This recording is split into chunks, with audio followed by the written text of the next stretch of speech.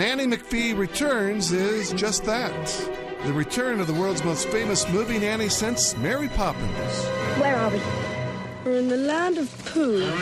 Starring in this sequel, Maggie Gyllenhaal. No fighting in the house!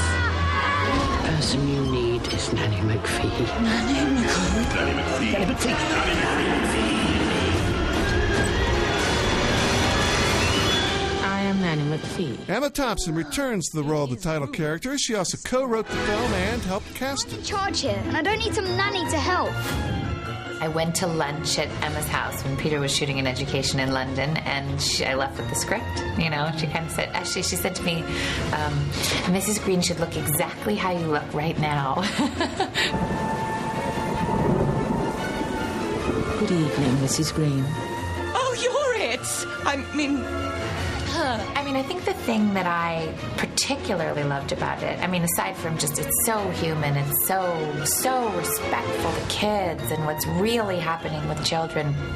But what I loved about Mrs. Green was I actually think there's something very, very modern about having a mother in a movie who is totally overwhelmed, failing sometimes, flailing kind of all the time, and who at the same time is a good, loving mother and is the heroine of the movie. who are you? I am Nanny McPhee. Small C, big P. I think for a long time people thought you had to be able to do everything perfectly. And it's impossible, and that's the secret that nobody tells you. But this movie says that. This movie says to try to raise 5 children and run a farm and, work in a general store on the side and be single mommying is not possible without help. Right. Thing is, I haven't hired a nanny. I don't need a nanny. I'm managing perfectly well. I have never had a nanny because I don't want a nanny. I think parenting in general is very hard, and it will bring you to your knees. And it's also incredibly gratifying for the same reason, that it's just like a new territory for everybody. But I don't see that really very often, and I love that about this movie. I am an army nanny, Mrs. Green. I have been deployed. No. There must be some mistake. Everything's under control here. For me, that's Cyril. He's not one of mine. He's their cousin. You parasitic. And that's Norman. Hands off me! He is mine. Indeed. Get off me! Immediately. Acting in this movie may seem like kids' play, but it was anything but that.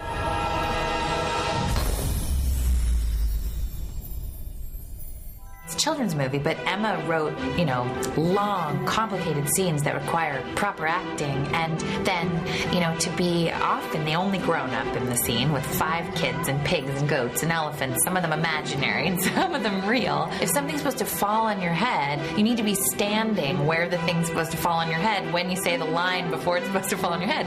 And if you don't, if something goes wrong, you have to start over. How are they managing?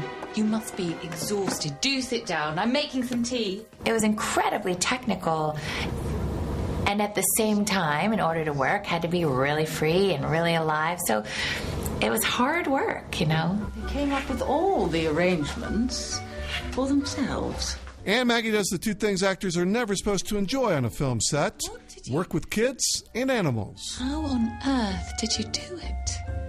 I'm afraid that's classified information, Mrs. Green. The Army is very strict. It was great. I've worked with a lot of kids, actually.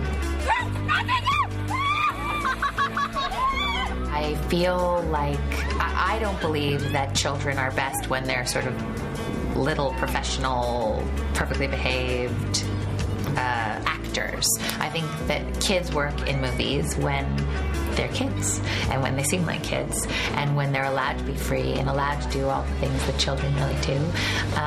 And so that's what we were after, and so Emma and I spent a lot of time on our knees behind the camera, making fart noises, or, Emma threw herself in a pond at one point. I'm going this way, I'm sorry. Because it's hard to be a kid on a movie set. It's a long day, and it's intense. Tea.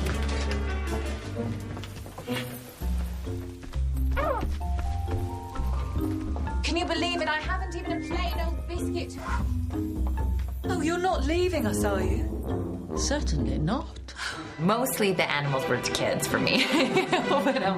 but I mean, it was great. I mean, it's like if the whole idea is to try and be as free and open and respond to what you're given, animals are going to force that on you, and they make everyone sort of feel alive. I mean, look at the stuff with the kids and the pigs, and the kids are actually truly delighted acting with those animals,